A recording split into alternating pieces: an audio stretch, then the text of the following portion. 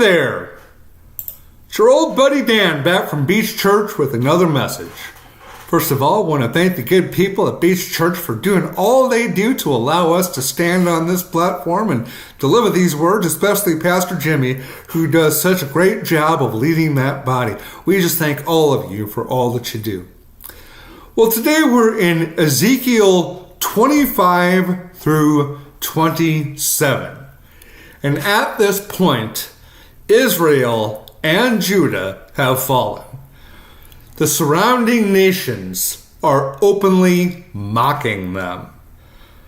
The sentiment in the land is summed up in verse 9, where the Moabites are heard to the Lord as saying, "Look, the house of Judah is like all the other nations." I don't think the Lord was too pleased to hear that. Having watched what happened, they rejoiced that Israel, once protected and defended by God Himself, was no longer a threat to them. And you can imagine the fear they had of a nation that could overcome great armies at significant disadvantage just by summoning angels through worship. Think about Gideon's army. 300 people overcome tens of thousands of soldiers. Imagine the relief that her enemies felt when Israel was no longer a nation.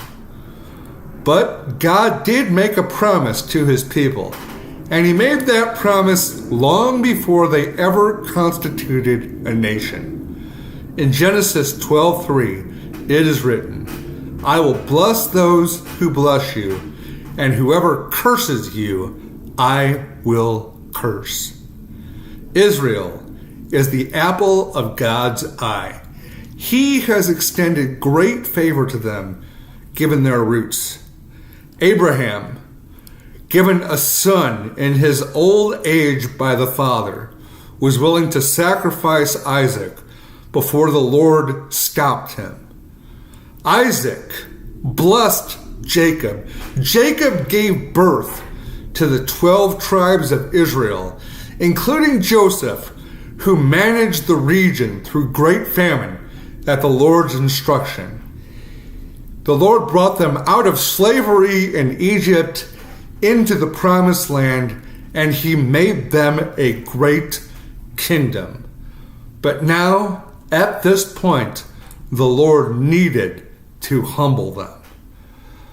So since these nations openly mock Israel, even as its people are scattered from the promised land, the Father is not going to be mocked, even if He had to chastise His children to this extent.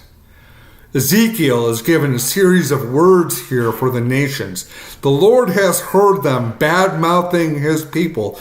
The Ammonites were worshippers of Molech. Molech would demand the sacrifice of children. And even today, we see this in the practice of abortion. The Ammonites are going to come to destruction. The Moabites often came up against Israel within the region. They are going to come to destruction. Edom, who are descendants of Esau, who gave up his birthright to Jacob for a bowl of stew, Edom will come to destruction.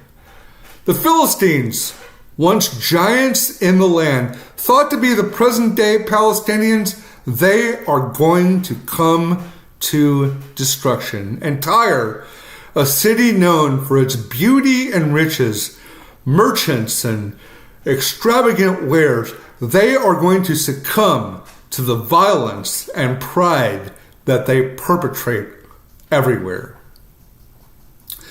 I think that it's important to realize that we have the benefit of the written word to look back on all of this. But even then, in Psalm 14, in Psalm 53, David writes, There are none righteous, no, not one.